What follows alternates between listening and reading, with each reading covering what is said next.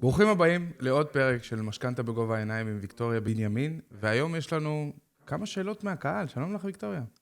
שלום ודי, מה שלומך? מעולה, מעולה. אז קודם כל רציתי לשאול אותך, מה השתנה בה? כמה זמן? חודשיים שלא צילמנו? חודש וחצי. חודש וחצי. מה השתנה בשוק? מה קורה? אנחנו רואים שיש בלגן. השוק הוא בלגן, אבל הוא תמיד בבלגן, כי תמיד יש קניות, תמיד יש מחירות. אנשים תמיד בתזוזה. לא משנה כמה אומרים לנו ששום דבר לא משתנה, והכל תקוע, והשוק תקוע, השוק לא תקוע, השוק זז. יש עבודה לכולם, גם למתווכים, גם ליוצאי משכנתאות, גם למוכרים, גם לקונים. אבל העבודה בסך הכל משמעותית ירדה הרי, לא? לא יודעת, אני לא מרגישה שהיא ירדה. מצד אוקיי. שני, לי נוח להגיד את זה, כי אני, בנוסף לעסק, אני גם שכירה. אז אני לא לוקחת כל לקוח שבא אליי, ואני גם סוג של בוחרת את הלקוחות שלי, אפשר להגיד, נכון אוקיי. לעכשיו. אז אני תמיד מרגישה שיש לי עבודה. אבל מי ש100% עצמאי, יכול להיות שהוא מרגיש משהו אחר. אני לא שם. לאן את חושבת שזה לוקח אותנו, הסיטואציה הזאת? לשום מקום, זה ימשיך אותו דבר. זה תמיד ככה בישראל. אתה יכול לשאול את אותה שאלה, יכלת לשאול את אותה שאלה גם לפני שנה, וגם לפני שנתיים, וגם במחאת האוהלים והקוטג', מתי זה היה? ב-2000 ומשהו. כן. השאלה הזאת תמיד עולה, מה קורה עם השוק? לא קורה עם השוק שום דבר. הוא ממשיך להיות אותו דבר. עובדה, גם עכשיו, כשהתחילה המלחמה, בדרך כלל כשיש מלחמות, מה קורה? יש ירידות. יש ירידות, עכשיו זה קרה. הפוך, אנשים זינקו, התחילו לקנות עוד בתים ועוד בתים. אני אישית, היה לי כמה עסקאות, 2 או 3 עסקאות שהתחילו רבע ל7 לאוקטובר, ושבוע של כזה אי ודאות, מה עושים, האם לפרסם את הדירה, האם פונים לבנקים, לא פונים לבנקים, איך מקדמים את זה עכשיו, מתאים, לא מתאים. שבוע של רגיעה, שבועיים, וזהו, חזרנו. אז כאילו, השוק יהיה אותו שוק, זה שוק הישראלי, זה התרבות הישראלית בסופו של דבר, זה מה שדיברנו פעם הקודמת, שאנחנו, כאלה אנחנו, לטוב ולרע. רק לקנות ולקנות רק לקנות ולקנות ולקנות, ואם יש יכולת ולעשות שמיניות באוויר כדי לקנות, אני לא אומרת שזה לא נכון. כן? יש בזה גם לא מעט יתרונות, אתה לא מסכים איתי, אתה לא מסכים איתי וזה בסדר, אני מקבלת את האי הסכמה הזאת באהבה גדולה, אבל כאלה אנחנו. אנשים ימשיכו לקנות בתים. אני חושב שזה אחת המחלות הכי גדולות של הישראלים לדעתי, אבל בסדר, כל אחד והכיוון שלו. אבל דיברנו על זה, תרבות הצריכה הישראלית היא לוקה בחסר, כאילו, היא בעייתית. היא בעייתית מאוד, וכל עוד, בעיניי, לא יתחילו להכניס את החינוך הפיננסי, את החינוך, איך להתנהל, מה זה כסף, איך להתנהל עם הכסף, כל עוד לא יתחילו להכניס את זה לבתי ספר, גנים, גני חובה נגיד, משם כבר יתחיל להשריש להם, מה זה כסף, איך מתנהלים עם הכסף, לא מלמדים אותם על זה בשום מקום, לא בבית ספר, לא בגן, לא בבית ספר, לא בבית, לא באוניברסיטה, בשום מקום. אתה כאילו מסיים את הצבא, מתחיל את הלימודים שלך, ואיכשהו כזה מתגלגל. יש את הזה שחוסך, יש את הזה שלא יודע לחסוך, יש את הזה שקונה, יש את הזה שבכלל לא יודע מה זה אומר, יש את הזה שבכלל עם הראש לא רק בטיולים. אין איזה משהו שלימד אותנו, מה זה בכלל חיסכון, איך עובדים עם זה, למה צריך את זה, למה זה חשוב, איך משקיעים נכון, לא מלמדים אותנו, מה מלמדים אותנו? לחפש X ו-Y ונגזרת של X בריבוע או כל שיט אחר שאתה בחיים לא תשתמש בזה בשום מקום, בשוק העבודה. שוב, יש פה הרבה נושאים שאני כאילו, את יודעת, אני מה זה מתאפק, אני כאילו, אני בסדר. איפה אתה מחפש היום את ה-X ואת ה-Y? תסביר לי. אני אגיד לך מה, זה לא... בעבודה שלי זה לא חוכמה, כי שוב, חלק גדול מהעבודה שלי זה אנליטיקה, אז מן הסתם מתמטיקה זה חלק גדול מהעבודה, אבל יש אנשים שצריכים את המסגרות האלה, ואתם חייבים את זה. ברור שכסף חסר בבתי הספר, חד משמעית, אין פה... אני לא אומרת לבטל את המסגרת, את משרד החינוך. אני אומרת שצריך להכניס לשם עוד תכנים, צריך להתאים את עצמנו לשוק. כמו שפעם לא למדו, לא יודעת מה, כל מיני שפות בבתי ספר, למדו, סתם דוגמה, מתמטיקה, תנ"ך ולשון, ואז לאט לאט התחילו להכניס גיאוגרפיה ופיזיקה וכימיה. זה הרי לא מדי וואן שפתחו את הבתי ספר, איך קוראים לזה, בשינוי, אימא'לה ברכה להם. בהקמת המדינה? לא, בשינוי התעשייתי שהיה כל הטלו. מהפכה התעשייתית. במהפכה התעשייתית. הרי כשפתחו את הבתי ספר, מה לימדו אותם? דברים בסיסיים מאוד. לאט לאט זה התפתח. אני לא אכנס עכשיו לנושא הזה, אבל כאילו, למה פתחו את הבתי ספר, ומה הייתה המטרה של לפתוח את הבתי ספר באותה תקופה. אבל לימדו דברים מאוד בסיסיים. לאט לאט נכנסו עוד דברים. אז למה לא להכניס עכשיו עוד משהו? הרי שוק משתנה, העולם משתנה. בואו נתאים את עצמנו. יש בתי ספר בארץ פרטיים שכן עושים את זה, שכן משנים את הגישה, שינו את הגישה שלהם, והם משנים את הגישה שלהם. זה שילדים שיסיימו בית ספר, יצאו החוצה לשוק. עם ידע כלכלי. וידעו מה לעשות. אני בתור ויקה, כשסיימתי את הבית ספר, לא היה לי שום ידע של מה העולם בחוץ מחכה לי. ידעתי שגם מחכה לי צבא, ואחרי הצבא פסיכומטרי, ולאט לאט מתגלגלים, אבל כאילו אתה לא מקבל כלים לחיים באמת. ובעיניי חשוב לקבל כלים לחיים באמת, גם אם זה בקצת, כן, אתה לא באמת תקבל את כל הכלים, זה אוניברסיטה בפני עצמה החיים.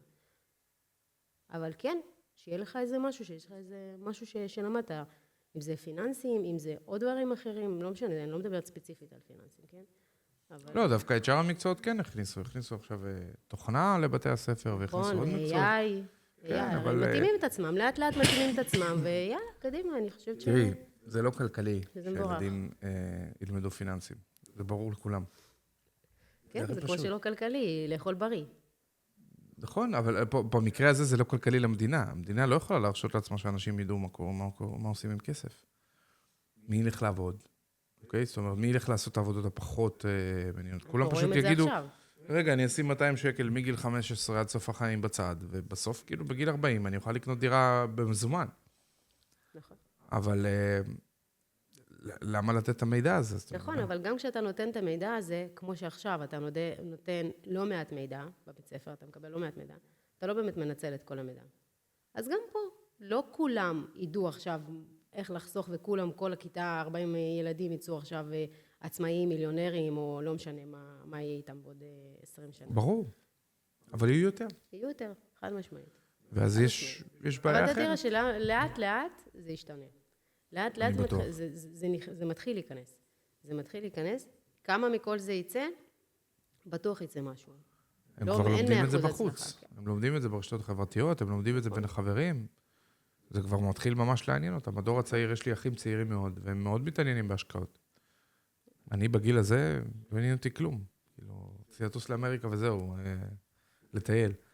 אבל הם מאוד בעניין של איזה מניות אני אקנה, ומה קרה בסוף שבוע עם פה, ומה... חד משמעית, אני שומעת את זה כל הזמן, אני כאילו שומעת ילדים שכאילו, לא יודעת, 17-18 כזה, לפני צבא, ומדברים על השקעות, וכל אחד נהיה לי גם עצמאי פתאום, מומחה בגבות, מומחית בגבות, מומחית לא יודעת, כל אחד פתאום גם אנשים פתאום התחילו לפתוח עסקים.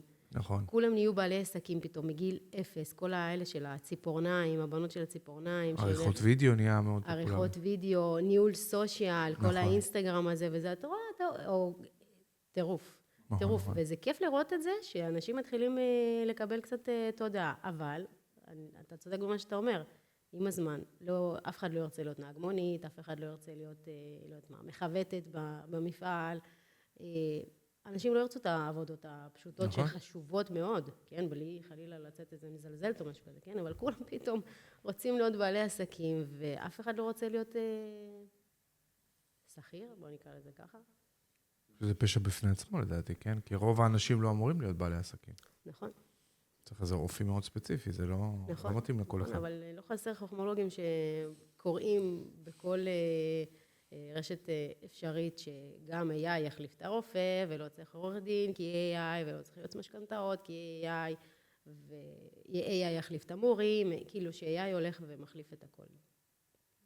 בבקשה, בהצלחה לנו. אני מקווה שאני כבר לא אהיה בחיים כש-AI יחליף את הכל כדי לראות את זה. אין לזה באמת סיכוי, כי בסוף, אנחנו צריכים להתקיים, איזושהי משהו. זה אתה אומר, נכון, אבל זה אתה אומר, כי אתה באת משנות ה-90. אתה נולדת בשנות ה-90. לא בגלל זה אני אומר את זה. אני אומר את זה מסיבות אחרות לגמרי. באופן כללי, בתוכנה יש בעיה מאוד גדולה. אנחנו יודעים רק את מה שידענו קודם. מערכות ה-AI עדיין לא מסוגלות לחשוב. הן יודעות להתבסס על מה שהיה קודם, יודעות לחבר נקודות. אבל אם ה-AI היה כל כך חזק, כבר היו פותרים את הבעיה של בואו נטוס למאדים. אוקיי? איזושהי בעיה שאנחנו לא רוצים. זה עניין של זמן, אני חושבת. זה כמו שפעם היינו רואים טלוויזיה, והיינו רואים את כל הטרמינטור, ואת כל החזרה בזמן, וזה וזה, וכל הרובוטים שמסתובבים להם, והיינו רואים, רואים עלי איזה מדע בדיוני.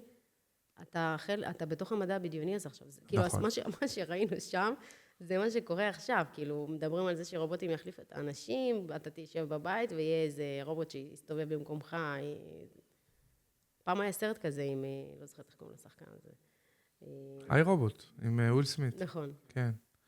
אבל הבעייתיות שם היא הרבה יותר גדולה, כי שוב, ככל שאתה מבוסס על דברים שכבר קרו, זאת המגבלה הכי גדולה, והם לא מצאו דרך וגם לא מוצאים דרך, לגרום לו לחשוב על דברים שהם חדשניים ויצירתיים. אבל שוב, אני חושבת שזה עניין של זמן. בסוף אתה תראה שאיזה נין של הנין של הנין שלך יחזור לשנות ה-2000 או לשנות ה-1980 ומשהו, כדי להוריד את הזה שהמציא את ה-AI, כדי שהעולם הזה...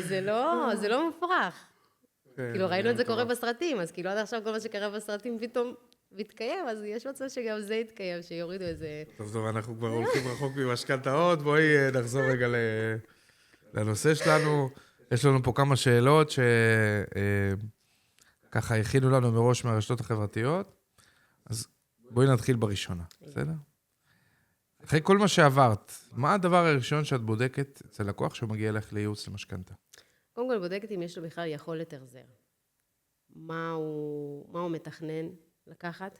כמה הוא מתכנן לקחת? האם מה שהוא מתכנן לקחת זה חלום רחוק, העיקר להגיד יש לי בית, או שזה משהו שהוא יכול לעמוד בו גם כשהמשכנתה תשנה את פניה בעוד 5-6 שנים. כי תסכים איתי, החזר חודשי של 3,000 שקלים שאתה לוקח היום, בעוד 2-3 יכול להפוך גם 5,000 שקלים, סתם לדוגמה. נכון. אוקיי? אז צריך להכין את הלקוח לקראת כל הדבר הזה. אז זה הדבר הראשון שאני מסתכלת על ההחזר החודשי של הלקוח.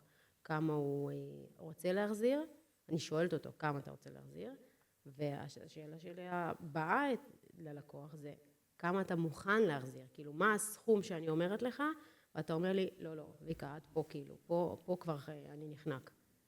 כי סבבה שאתה יכול להחזיר, אתה רוצה להחזיר 2,000 שקל על משכנתה של 800,000 שקל. האם זה ישים? כן, יש מצב, נצמיד לך הכל למדד, ויאללה, סע ברכה. אני גם אראה לך ריבית הכי זולה, 2.6, ואתה תגיד, וואלה, יצא מלכה, אבל מה? בעוד 2-3 תגלה שבמקום 600,000 שקל שלקחת, אתה חייב לבנק 650, אז אתה תגיד, לא הבנתי, ויקה, המלכה. איפה, מה לקחתי, מה אני משלם? למה אני לא משלם? למה אני עומד במקום? אז סבבה שאתה יכול, ואתה רוצה להחזיר 2,000 שקל, אבל אם אתה יכול להחזיר 3.5, אני מעדיפה שאתה תחזיר 3.5, כי בעוד 2, ועדיין ה3.5 הזה לא גומר אותך, כי בעוד 2, אותם 3.5 גם יביאו אותך למקום אחר, סתם בשביל דוגמה, כן? זה לא באמת 3.5 ו-2,000, אבל אותם 3.5, אתה תסתכל אחורה ותראה שנגסת בחוב, גם אם לא הרבה, אבל כן הייתה לך נגיסה, וגם נהנית מהחזר שהוא יחסית נמוך ויציב. עכשיו, אנשים בטח נלחצים כשהם שומעים את המילה משכנתה. יש לך איזה דרך שאת יכולה בפגישה הראשונה כבר להפיק את הלחץ? כן, אני תמיד אומרת להם, קודם כל, יש לכם 2 נקודות מלחיצות בתהליך של המשכנתה. הראשונה זה להיפגש עם היועץ, להסביר לו מה אתם רוצים. זה השלב הראשון, שזה בעצם גם הכנה של המסמכים, כי אני בתור יועצת, אני יכולה לעשות את הכל, אני לא יכולה להיכנס לטלפון שלך, להוציא את התלושים, או להוציא את העובר ושעה וכו'. אולי בעידן ה-AI, אולי, כן. אני אוכל לעשות את זה מתישהו לבד, אבל כאילו זה השלב המלחיץ הראשון, להכין את כל המסמכים הזה. ושלב המלחיץ השני, זה לבוא לבנק ולחתום.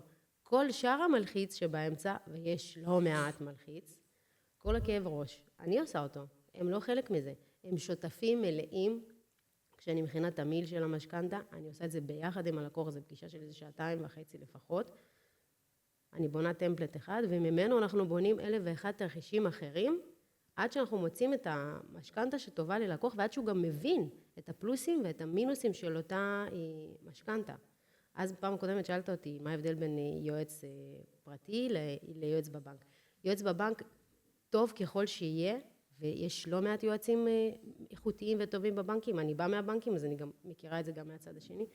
עם כל הרצון והטוב לב של הבנקאי, אין לו את הזמן הזה לשבת ושעתיים וחצי ולבנות לך 1,001 תרחישים ולהגיד, טוב, פה ב-20 שנה, בעוד 5 שנה אתה תהיה פה, אז פה תיכנס לקרן השתלמות, פה זה, הילדה אין לו את הזמן הזה. עם כל הרצון שלו, יש לו יעדים, יש לו משימות, יש לו מנהל על הראש, יש לו פגישה אחרי פגישה אחרי פגישה, אין לו את הזמן הזה לשבת 2.5 עם לקוח ולתפור לו חליפה. הנה, זאת המילה. לתפור לו חליפה. לי יש. ליועץ אחר יש. אז כל הכאב ראש ובסופו של דבר אנחנו לוקחים את זה על עצמנו. הלקוח לא אמור להרגיש את הלחץ של המשכנתא, הלקוח לא אמור להרגיש בסטרס, הוא אמור לבוא ולהגיד, וואלה, יש לי יועץ, יש לי את ויקה, אני רגועה. כל לקוח שלי, כולם, ללא יוצא מן הכלל, יש לנו קבוצת וואטסאפ, איך שמתחיל התהליך, אני מקבלת את המקדמה, אני פותחת קבוצת וואטסאפ למשפחה, הכל שם, כולם כל שנייה, לא כל שנייה, אבל כל הזמן מעודכנים, מתי קיבלתי אישור, איך קיבלתי אישור, באיזה שלב אנחנו, הם לא נמצאים באי ודאות, כאילו, נו, מה קורה, למה זה לא זז, יש חדש, כאילו, לפעמים כן, הם שולחים לי, יש חדש, כי, לא יודעת מה, בבוקר אמרתי שאני אחזיר להם תשובה, ועדיין לא קיבלתי תשובה בצהריים. אז הם שולחים לי, יש חדש, אבל כאילו, הם לא באי ודאות מוחלט של מה עושים, לאן אני מתקדם עכשיו. יש לך יועץ, הוא מכוון אותך. אתה מגיע לבנק, חותם וצ'או קקאו. ואם נגיד, אנשים שעושים את זה בלי ייעוץ, מה הדבר שהכי, לא נגיד, הטעות הכי גדולה שאת רואה שהם עושים? שהם הולכים לבנק שבו מתנהל החשבון שלהם, ולא עושים סקר שוק, ולא בודקים. איך? אנשים באמת עושים את זה? וואו, אימא'לה. אני חושבת ש80%, 89% אפילו, לא אגיד 90 כי זה נשמע מוגזם מדי, אבל זה שם. זה שם. כי חברה של אמא שלי היא חברה טובה של מנהלת הבנק. אבא שלי 20 שנה בבנק הזה, לא מעניין אותי, אני לוקחת את המשכנתא בבנק הזה. אני סומך על הבנקאית, היא חברה של חברה, אין לי כוח לכאב ראש, למה צריך לקחת יועץ אם יש יועץ בבנק, הוא יעשה לי את אותו דבר, בא שלום, שלום, ודים, איזה תמיל, כמה החזר חודשי אתה רוצה? 3,000 שקלים. 3,000 שקלים, בבקשה, קח 3,000 שקלים. וואלה, נתנה לי את מה שביקשתי. לא יודעת אם היא הסבירה לו השלכות, לא יודעת כמה הוא הבין את ההשלכות של ה3,000 האלה, ואם הוא יכל לקחת יותר או לקחת פחות, הם לא עושים את זה, ויש מלא, לצערי הרב, יש מלא, המון. שהם פשוט הולכים כי חברה של בדודה שלי, חברה של אמא שלי מנהלת הבנק, 1,001 סיפורים שמעתי. ואיך אמורים לעשות את התהליך? איך נראה לדעת תהליך תקין? תהליך תקין, לפני שאתה בכלל מוצא את הנכס שאתה רוצה לקנות, once החלטת שאתה רוצה לקנות נכס, קודם כל תיקח אישור עקרוני מהבנק. לא משנה, אתה יכול לעשות את זה גם לבד, לא צריך לשלם על זה ליועץ, כי אתה רק בשלב הגישושים, הכל טוב. לך תגיש בקשה עקרונית דרך האתר, לאחר מכן תקבע פגישה פרונטלית מול הבנקאי, עם מסמכים פיזית, כי במוקד אני יכולה להתקשר לשלום, קוראים לי ויקטוריה, מה המשכורת שלך ויקטוריה? 40,000 שקל בחודש. היא רושמת, היא לא רואה את התלוש. ואז אני אומרת, אוקיי, יש לך אישור מיידי, ואת כזה, וואי, סבבה, יש לי אישור. האישור הזה הוא לא אמיתי, כי שיקרת בהכנסות שלך. אנחנו גם תמיד אוהבים לעגל כלפי מעלה, לא כלפי מעלה. שואלים אותך כמה אתה מרוויח, מה תגיד? את הברוטו, את הנטו. הרוב יגידו את הברוטו, לא יגידו את הנטו. כמובן. אז לקחת את התלושים, את המסמכים, לקבוע פגישה בסניף, לבוא פיזית לבנקאי, שמישהו יסתכל על ההכנסות שלך, וייתן לך את האישור האמיתי. זה השלב הראשון שבן אדם צריך לעשות. לאחר מכן מתחיל לגשש, לחפש את הבית, כי מה קורה? אנשים לא מקבלים אישור עקרוני, פונים ישר למתווך, או לבד, לא משנה, ובום, יומיים אחרי זה מצאו בית שהם רוצים. המוכר רוצה לחתום, המתווך רוצה את האחוזים שלו בצדק, הוא רוצה לסיים את העבודה, לוחץ, יאללה, יש עוד אנשים שרוצים את הבית, יש תשובה, ואז מה? אתה נכנס להיסטריה, אתה נכנס ללחץ, וואי, אני חייב להחזיר תשובה, אבל אני גם רוצה את הבית, מהר לקבוע פגישה בבנק, מהר ללכת למוקד, ואז אתה עושה 1,001 טעויות בדרך. בגלל זה אני אומרת, לא לפעול מתוך לחץ. once החלטתם שאתם רוצים לקנות בית, תכינו את הקרקע לפני, יש לכם את האישור, לך, תחפש את הבית, מצאת את הבית, הבית עולה 1,800,000, ואתה צריך משכנתא של 1,000,000, כי יש לך הון עצמי של 800, אתה כבר יודע שיש לך אישור מהבנק ל1,200,000 או ל1,000,000, אתה לא לחוץ, אתה רק מתקשר לעורך דין שלך, מצאתי בית, גם השאלה הראשונה שהעורך דין ישאל אותך זה האם יש לך אישור עקרוני. כל העורכי דין כבר שואלים את השאלה הזאת, האם יש לך אישור מהבנק? אף אחד לא רוצה להיכנס לברברת הזאת כבר, כולם רוצים לבוא ולסיים את התהליך שלהם. המתווך רוצה לקבל את הכסף שלו אחרי שהוא מכר את הבית, העורך דין רוצה לקבל את הכסף אחרי שהוא סיים את התהליך עם החוזה והכל החתים, אף אחד לא רוצה עכשיו להתברבר על כל נושא האישור עקרוני, יש אישור מהבנק, אין אישור מהבנק, לך תמצא תור עכשיו בבנק, כבר לא עובד ככה. אז אני תמיד ממליצה, קודם כל להתחיל מהאישור עקרוני, להכין את הקרקע, זה גם מוריד הרבה לחץ. למה כל הלחץ הזה אחר כך? כמה זמן האישור הזה מחזיק מעמד בכלל? האישור עצמו תקף, האישור עצמו תקף ל-90 ימים. התנאים בתוך האישור הם תקפים ל-24 ימים. אז אני יודעת שאם לא שיקרתי, וכל הנתונים שלי שמסרתי הם נכונים, כמובן זה 90 ימים, כמובן שזה 90 ימים משלב כל עוד אני אמרתי את האמת. אני לא יכולה לבוא ולהגיד עכשיו, אני עובדת באינטל, אני מראה את המסמכים שלה, אני עובדת באינטל, בעלי עובד ברפאל, מראה את המסמכים שלו ברפאל, אין לנו הלוואות, אין לנו כלום, קיבלנו אישור עקרוני, חודש לאחר מכן אני החלטתי להתפטר, בעלי החליט לעבור להיות נהג מונית ולפתוח עסק משל עצמו, כי זה הרבה יותר רווחי לו. מבחינת הבנק, אין לך יותר הכנסה. אוקיי? אני התפטרתי, אתה, יש לך עסק שהוא, אין לו ותק של שנה, אתה נחשב חסר הכנסה. לא משנה כמה הכנסה מובטחת מחכה לך בעוד שנה. נכון עכשיו אתה בלי הכנסה. ואז אחרי חודשיים, אתה בא לבנק עם דירה שמצאת ואומר, אוקיי, אני רוצה לקנות. הוא אומר, טוב, 3 תלושים אחרונים, תרענן לי את הניירת. אז אתה אומר, לא, רגע, התפטרתי. לא, רגע, לקחתי 500,000 הלוואה.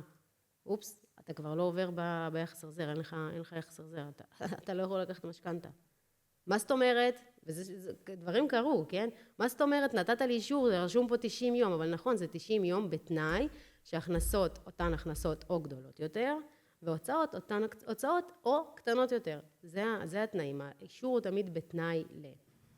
אז, וזה גם, זה דברים שנכתבו בדם. זה ממש נכתב בדם, כל הדברים האלה. אנשים באים אלייך לפעמים עם הצעה מהבנק שהם כבר כאילו מוכנים, והם כבר אומרים לך, אוקיי, זה מה שקיבלתי וזה נראה לי אחלה. כן, יש כאלה שבאים ואומרים, כבר הייתי בבנק, לא משנה אם זה בכרמיאל, בראשון, לא חסר. באים ואומרים, כבר יש לי הצעה מהבנק, קודם כל מה את חושבת?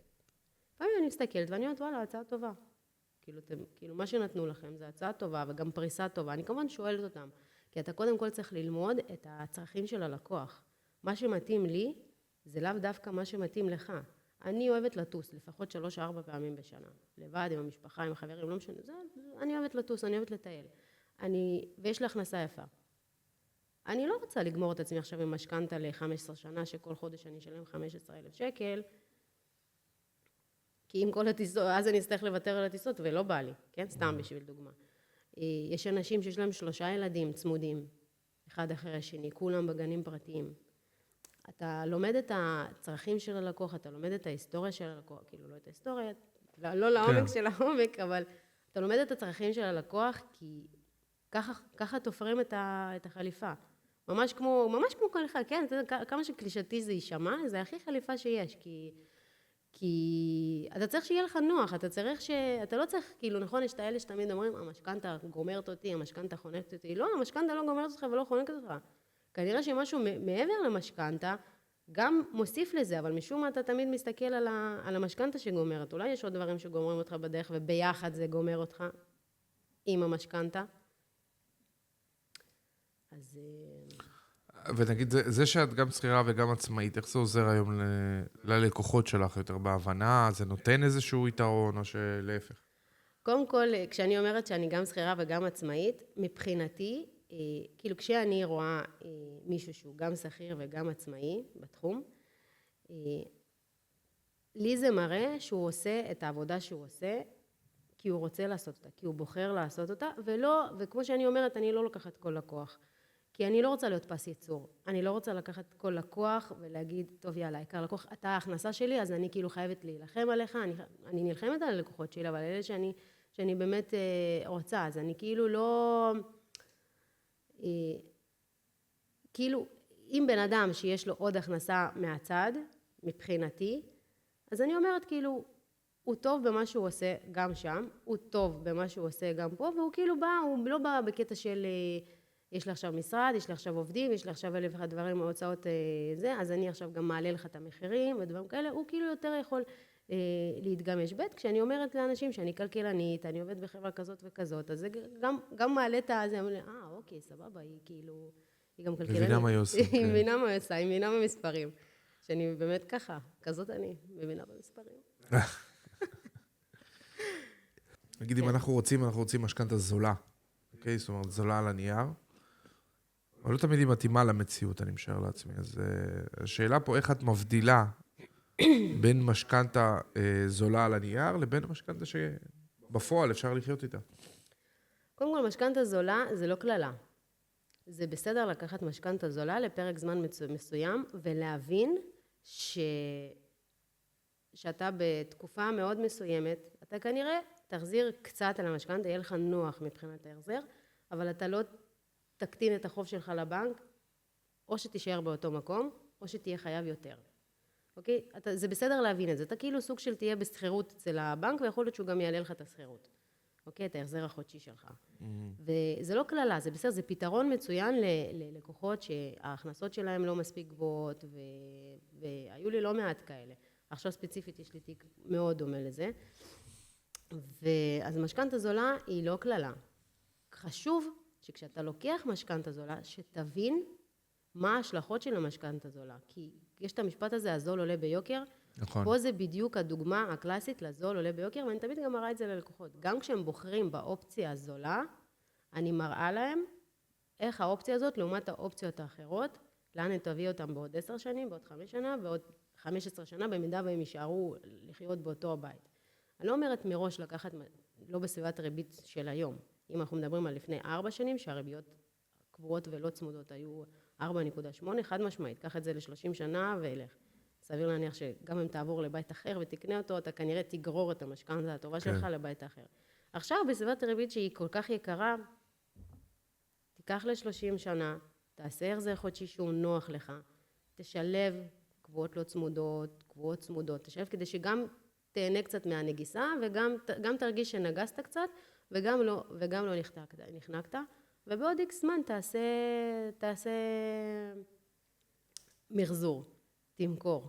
אבל משכנתה זולה היא לא כללה. לקחת משכנתה זולה כשיש לך אפשרות, לקחת משכנתה איכותית יותר, סתם לדוגמה, לעובד אינטל ולעובדת אלביט, סתם לדוגמה, הייתי בונה משהו אחר, כי ההכנסות שם הן גבוהות יותר, שוב, כמובן ביחס להוצאות שיש להם, כן? אבל הייתי כן משלמת. אם עכשיו יש לי 2 סטודנטים שרק עכשיו התחתנו, היא, לא יודעת מה, היא רק עכשיו התחילה לעבוד והוא עדיין לומד, אז כנראה שפה במקרה שלהם הייתי עושה כמה שיותר צמוד כדי להוריד את ההחזר החודשי, כי ההכנסות מאוד נמוכות כדי להוריד את ההחזר החודשי, ובעוד איקס זמן לעשות להם מחזור, איתי, בלעדיי, לבד עם הבנק, לא משנה, יועץ אחר, לא משנה. אבל כל הזמן צריך להיות בתנועה ולא צריך להתבאס, צריך להבין. חשוב להסביר את זה ללקוחות, לאנשים, שהזול יכול לעלות ביוקר, להראות להם את היוקר הזה, כי יש היום תוכנות מאוד חכמות, 99.9% מהיועצים עובדים עם התוכנות האלה, להראות להם בכמה יוקר הזול הזה יכול לעלות להם, וכל עוד הם עושים את זה במודע והם מבינים על מה הם משלמים, לאכול זה אני איתכם. קשה לי לתפוס את העניין הזה של הקונספט שאנחנו זורקים פה בגלל הנהלן, משכנתה ל-30 שנה. אבל אתה לא באמת משלם אותה 30 שנה. למה לא? אתה לא תשלם את המשכנתה שלך 30 שנה. למה לא? כי אתה תצמצם אותה, כי אתה תמכור את הבית, כי אתה מי תחליט... מבטיח לי? אני מבטיחה לך. וקודם כל, אם אני בוחר את הבית, אז מה הייתה הפואנטה? למה? אתה יודע שאתה עכשיו קונה בית פה באשקלון, בבנייני נו, אז אם אני לוקח משכנתה ל-30 שנה, אני מצפה שבעוד 30 שנה יהיה לי נכס. לא. בעוד 30 שנה יהיה לך כבר נכס אחר. אתה תמכור אותה... אבל עדיין יהיה לי נכס. יהיה לך נכס. עם משכנתה. עם משכנתה נמוכה יותר, כי את זה תמכור כנראה ברווח, ואז תנקח משכנתה, ואז הון עצמי שלך יהיה גבוה יותר, להביא לך מים. אבל גם אז הנכס הבא שלי יהיה יקר יותר. לאו דווקא. אני אישית, כשאני מכרתי את הבית שלי, קניתי אותו ב1,150,000, מכרתי אותו בערך שנה ו8 חודשים, ב1,670,000, וקניתי את החדש ב1,580,000, 1,540,000. באותו לבל. באותו לבל. לא, שדרגתי. 4 חדרים עם גינה, קניתי 5 חדרים, קניתי על נייר. אבל אתה עדיין, כל עוד יש... זה לא באותו לבל. מה זה לא? אפילו יותר טוב, בבניין בין 30 עברתי לבניין מקבלן. לא, אבל יש לך, אם קנית על הנייר, אז עוד היו לך 2-3 של לחכות עד שהבנייה תסתיים. זה לא בדיוק אותו דבר. חד משמעית. יש הוצאות באמצע, אני לא אומרת שכל הזה, אמרתי, הזול עולה ביוקר. בסוף... גם פה זה פוגש אותנו, הזול עולה ביוקר. השאלה אם אתה מוכן ליוקר הזה. הכסף הזה, הוא לא הולך לשום מקום, כן?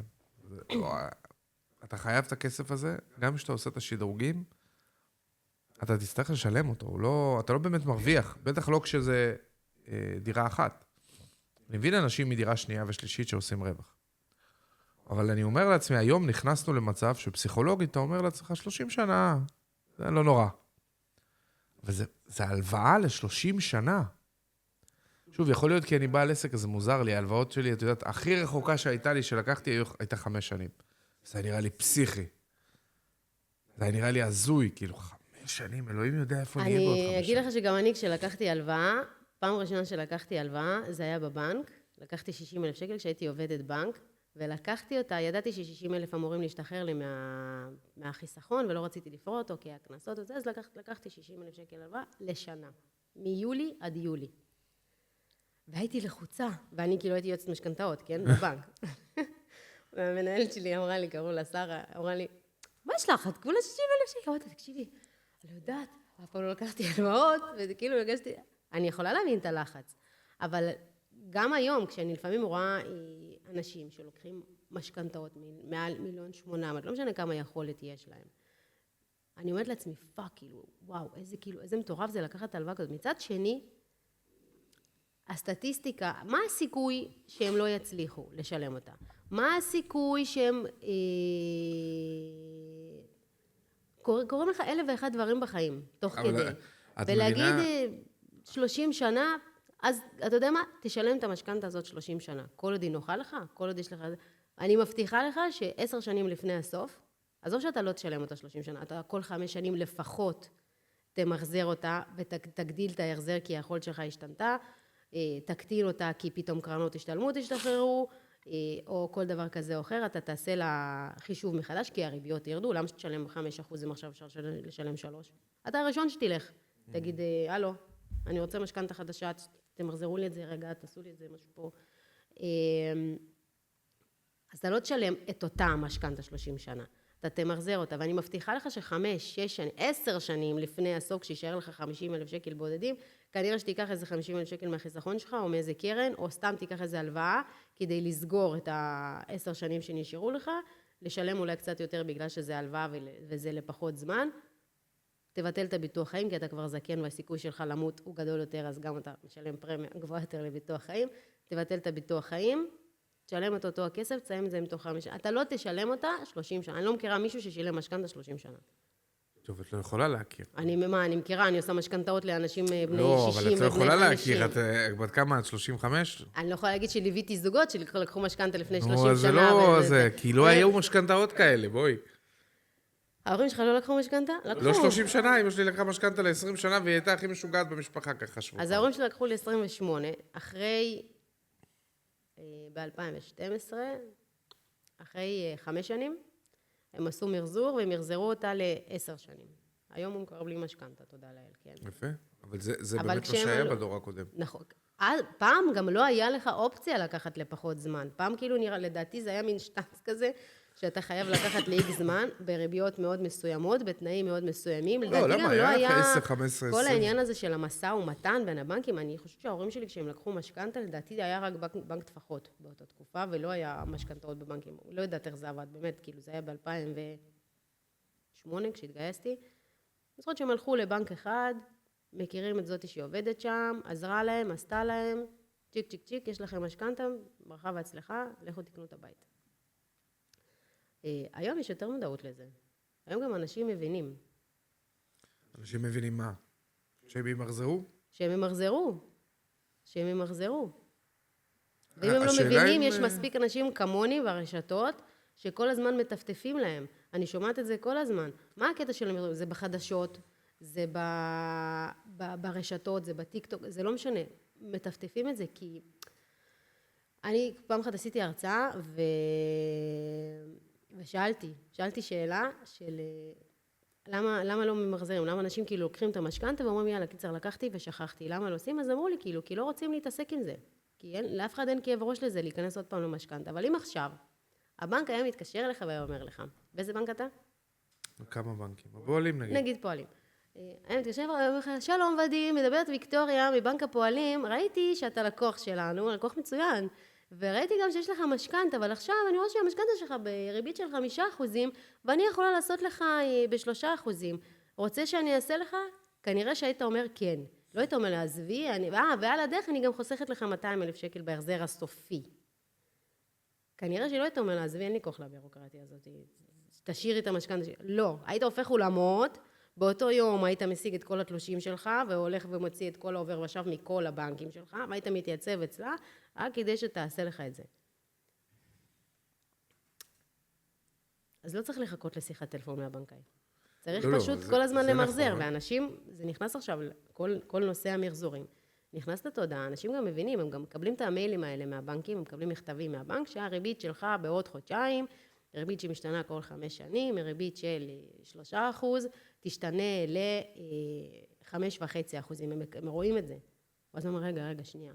וההחזר חודשי על המסלול הזה, במקום 500 שקל, הופך להיות 720, סתם בשביל דוגמה. אנשים מבינים את זה, הוא אומר, אוקיי, 720, פלוס זה, פלוס זה, פלוס זה, אוקיי, המשכנתא שלי הולכת לעלות, מתקשרים לבנק, קיבלתי מכתב, מה זה אומר? מה אני צריך לעשות? ואז הם אומרים לו, מה אתה צריך לעשות? בודקים את האופציות למחזור. הבנקים כנים גם, כן? יש להם מדיניות, הם לא יכולים לשקר ללקוח. הם גם חייבים להגיד אם המחזור כדאי או לא כדאי. אני לא יוצאת נגד הבנקים, ממש לא. יש להם את הגילוי נאות של הלקוח, והם חייבים לעמוד בגילוי נאות הזה. היו לך מקרים, נגיד, שלקוח לקח ממך משכנתא, ואחרי, נגיד, שנה וחצי, פונה לך ואומר לך, תעשי לנו איחוד הלוואות, כי אנחנו ב-X בעיות. לא היה לי לקוח שלקח ממני משכנתא ועשיתי לו איחוד הלוואות אחר כך. היו לי לקוחות שהייתה להם משכנתא והיה להם הלוואות, והם לא הצליחו לעמוד בהחזרים החודשיים, זה כבר היה כבד מדי, אז עשינו להם גם מחזור וגם, אפילו לא עשינו להם איחוד הלוואות, אנחנו פתחנו להם חשבון בבנק אחר, שסגר להם את ההלוואות, מזל שלא היה הלוואות, כאילו ההלוואות היו סביב 200,000 שקל, משהו כזה, 180, הם לקחו הלוואה נוספת, סגרו גם את המינוס וגם את ההלוואות, ושוב, כמו שאני אומרת תמיד לכל הלקוחות, זה פלסטר. ההלוואה שסוגרת הלוואה, זה פלסטר. צריך אחר כך ללמוד להתנהל, אבל כן, היו לי לקוחות כאלה. לא חסר אנשים זו סיטואציה מאוד בעייתית. מה? כאילו כשחשבי על זה שמישהו פונה אלייך ואומר לך, אני רוצה לקנות דירה, והבן אדם בהייפ, ואת עוזרת לו לקנות את הדירה. אבל את לא באמת יודעת איך הוא מתנהל כלכלית. את לא באמת יכול לדעת איך הוא יתנהל גם עתידית כלכלית, זאת אומרת, ברור, זה גם לא האחריות שלך, אבל זו סיטואציה שהיא בסוף עצובה, כי אתה מגיע, הנה, שנת 26 הגיע עוד גזרות, עוד מכות, עוד כפות. עוד מע"מ. שבא לנו לטובה. כן, ואתה מבין שאתה לא עומד בסיפור הזה, ואתה לוקח עוד הלוואות, ואתה אשכרה יכולה לראות זוג שלקח איתך משכנתא בשנת 24, ובשנת 27, אבל על סף פשיטת רגל. לא קרה לי מקרה אחר, תכף אני אספר לך עליו, אבל אני אחזיר אותך רגע לתחילת השאלה שלך. האם אני יכולה לראות איך הזוג מתנהל? אתה כבר יכול לראות את זה. שוב, אני לא יודעת איך יועצים אחרים, אני לא נכנסת לאף אחד לשיטת העבודה שלו, אבל בתור בנקאית שבי, כשבנקאי מקבל תלושים של הלקוח, את העובר ושב של הלקוח, עוברים שורה, ממש עם טוש אני מסמנת וזה וזה, את ההוצאות, את הזה. כשאני מגישה את המסמכים שלי לבנק, לרוב ב-99%, כשאני מגישה את זה, אני גם רושמת. נכנס 3,000 שקלים, רשום משכורת, אבל בתכלס, כאילו אני נותנת הסברים לכל פעילות שהיא מוזרה לעובר ושב של הלקוח, מקיפה את ההכנסות, מקיפה את ההוצאות, סוכמת את ההוצאות, ממש אני עושה את הניתוח הזה, כי ככה אני יודעת גם אחר כך לתפור את וכשאני אומרת שאני לוקח לי הרבה זמן לעבוד על התיק, וזה לא פס ייצור אצלי, זאת הדוגמה הקלאסית לזה במקרה שלי. אני מנתחת כל עובר הושב של הלקוח. אני גם לא אוהבת להיות במקום הזה שאחר כך בנקאי מתקשר אליי, אומר לי, שומעת, מה זה הביטוח הזה שנכנס לו? מה זה כל הכסף הזה שנכנס לו? אני אוהבת לבוא עם תשובות כבר על הבנק. גם אם אני לא רושמת את זה במייל, ובנקאית שואלת אותי, אני כבר בדקתי עם הלקוח, אני כבר יודעת את התשובה, אז אני אומרת את זה לבנק. אז דרך התלושים ודרך העובר ושב שלקוח מגיש, אתה כן יכול לראות את ההתנהלות שלו, איך הוא יתנהל נכון להיום, איך הוא יתנהל בעוד 10 שנים, גם אתה לא יודע, אני גם לא יודעת אם מחרתיים הוא ממשיך לעבוד בעבודה שלו. אני לא יודעת, אבל אני כן יכולה לדעת איך הוא מתנהל, וזה כלי שמאוד עוזר לי, ממש עם טושים, עם עיגולים, מדגישה, כל התלוש שלי כשאני מדפיסה אותו, כל עובר ושב, סורקת את זה לבנקים, אבל כשאני מדפיסה לעצמי, הכל מודגש עם טושים, עיגולים, הערות בצד ודברים כאלה, כי ככה אני גם יודעת איך להתאים נכון את המשכנתה לאותו בן אדם. המשכנתה שלך, שני לקוחות ישבו אצלי שעה אחרי שעה, לשניהם כנראה אני אעשה תמיל שונה, אף אחד מהם לא יצא אותו דבר. אני אומר שזה סיפור שהוא מאוד עצוב שקורה למשקי הבית בישראל. זה מעניין, אני לוקח את זה במקרה אחר, של מישהו שפשוט קנה בית, קנה דירה קטנה, חבר, וחשב שהוא גם יכול לקנות על הדרך טויוטה, לנד קרוזר, וחשב שהוא, אפילו, הבן אדם פשוט התחיל לעבודה חדשה, והתחיל קצת להשתולל. אוקיי? יצא מאיזון. וזה לא הטייפ, זה לא מישהו שהיה פעם. אבל ברגע שהוא קנה את הדירה, הוא כאילו הרגיש שהוא עשה את שלו, מיצה כנראה, והתחיל לעשות שטויות. עכשיו, אנחנו חיים בעולם שבו גם המשכורת היא לא מובטחת. אף אחד לא מבטיח לך שיהיה לך שכר בעוד חודש. שום דבר לא מבטיח לך שום דבר, אף אחד לא מבטיח לך שאתה תהיה פה מחר. כן, אבל זה הרבה יותר מסוכן נהיה ממה שהיה פעם. זאת אומרת, השוק כבר הופך להיות כזה שהוא נכון, אבל הבנקים נותנים פחות פתרונות. דורש, נקרא לזה, נכון, אבל הבנקים נותנים פתרונות. יש היום גם את נושא הקפאת משכנתאות. הבנקים לא מדי one אומרים, אוקיי, סבבה, כאילו... לא, הם ייתנו לך לגור בבית הזה 3-4 חודשים.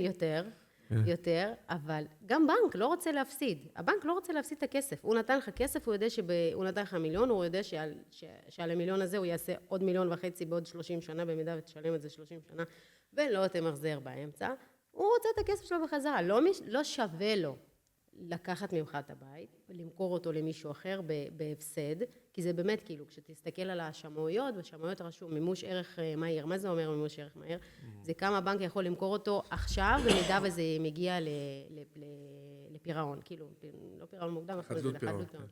אז הבנק לא רוצה להיות, גם אף בנק לא רוצה להיות בכותרות שבנק X לקח דירה מזוג, אף בנק לא רוצה להיות שם, לא משנה שזה בצדק, כי לא שילמת, יש לך חוזה מול הבנק, לא שילמת, אני לוקח, אבל הבנק לא רוצה להגיע לשם, אז יש 1,001 פתרונות לפני שזה קורה.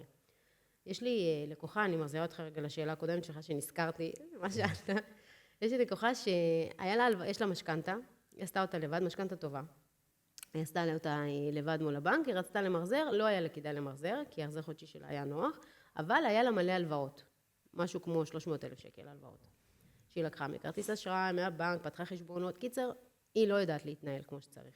המלצתי לה כמה וכמה פעמים לקחת מישהו שילווה אותה מבחינת כלכלת המשפחה, שילמד אותה, שיהיה איתה יד ביד כדי שתלמד. עד עכשיו היא מסרבת לעשות את זה, אבל מה אני באה להגיד לך? שהיא לקחה את ההלוואה הזאת, אנחנו עשינו לה איחוד הלוואות, העמסנו לה את ההלוואות על המשכנתה, יש לה גם משכנתה וגם משכנתה לכל מטרה, היא נהייתה בפלוס בחשבון שלה ולא במינוס, יש לה משכורת מאוד יפה שנכנסת, ויש לה הוצאות. יש לה הוצאות אחרי חודשיים לדעתי, חודשיים, 3, סתם נפגשנו איתה וזה, ואומרת לי, אני עוד פעם במינוס 11,000. אמרתי לה, איך את במינוס 11,000? לא, קניתי מניות דרך מישהו ולא זה, קיצר נראה לי דפק אותי, ואני גם כל הזמן תורמת. אם האלה שכל פעם מתקשרים אליהם, שלום, אנחנו מדברים מעזרא ושולמית, או עזרא, אני יודעת מה, תורמים לחתולים, כן, אין בעיה, אני תורמת, כן, ככה. אמרתי לה, את חייבת להפסיק לתרום. את עוד שנייה תצטרכי לחפש מישהו שיתרום לך. חייבת להפסיק לתרום. היום היא במצב שהיא הולכת למכור את הבית שלה, כי היא לא יכולה להחזיק גם את ההלוואה, גם את המשכנתה, עוד הלוואות שהצטברו, הוצאות, היא לא יכולה. והיום היא ממש לדעתי לפני שבוע, היא רשמה להודעה שבסוף אני הולכת למכור את הבית, כי אני מרגישה שזה עדיף לי. וזה בסדר. אני עשיתי את המקסימום שלי, אני גם 1,000 פעמים גם אמרתי לה שזה פלסטר, את צריכה ללמוד להתנהל נכון. תיקחי מישהו. עכשיו, זה נורא קל לבוא ולהגיד, טוב, אני יודעת מה המישהו הזה יגיד לי, תחסכי פחות, תכניסי יותר, תוציאי פחות, וזה וזה. זה נורא קל להגיד, אבל כשאתה כן עושה את זה, זה כמו שאני אגיד, זה נורא קל להגיד, טוב, מה בעיה, 3 פעמים בשבוע, לכי תראי משקולות, תתאמני, תרזי. את לא עושה את זה, אבל ברגע שאת לוקחת מישהו, שיושב לך על הראש, את הולכת לסטודיו שלו, או שאת איתו 1 על 1, את מרגישה את זה אחרת. את מרגישה את זה, את עושה את זה.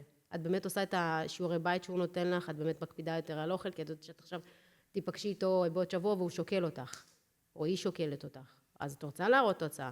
אז אותו דבר כשלוקחים מישהו שהוא מתעסק בכלכלת המשפחה ודברים כאלה, יש לך סוג של מחויבות אליו. אתה לא רק משלם לו, ואנשים איכותיים ומקצועיים, ואני מכירה לא מעט כאלה, הם לא סתם לוקחים כסף ואומרים, טוב, יש לך משימות, תבצעי. יושבים לך פה על הראש, כמו קובי. יושב לי פה על הראש, הוא יוצסקי, אבל הוא לא משחרר. אז זה נורא לבוא, קל לקחת את הכסף ולהגיד, הנה, כדי שתצליחי, את צריכה לעשות א', ב', ג', ד'.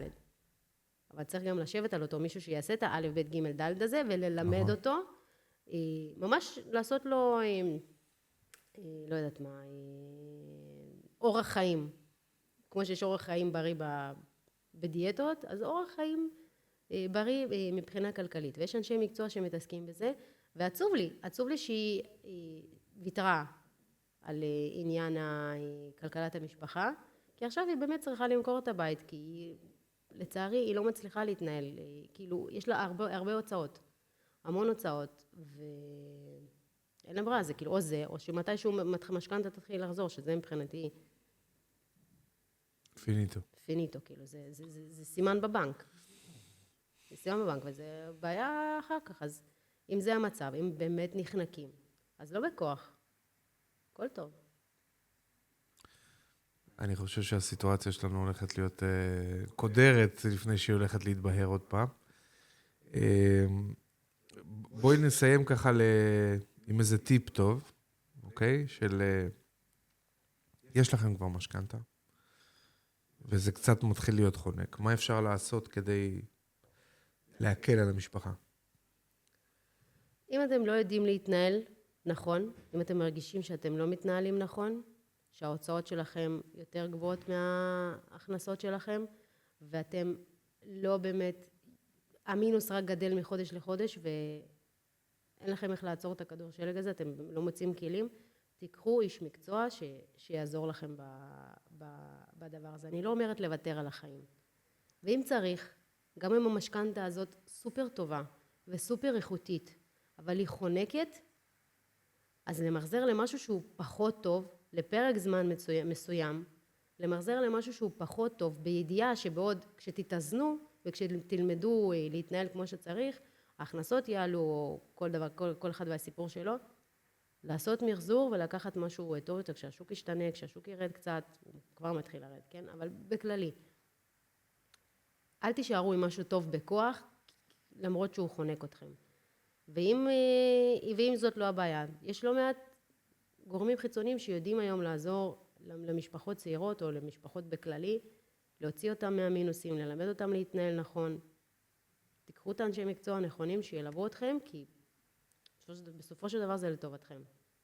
ויש לא מעט אנשים שעושים את זה לא בגלל הכסף. ויקטוריה, אני רוצה להגיד לך תודה רבה.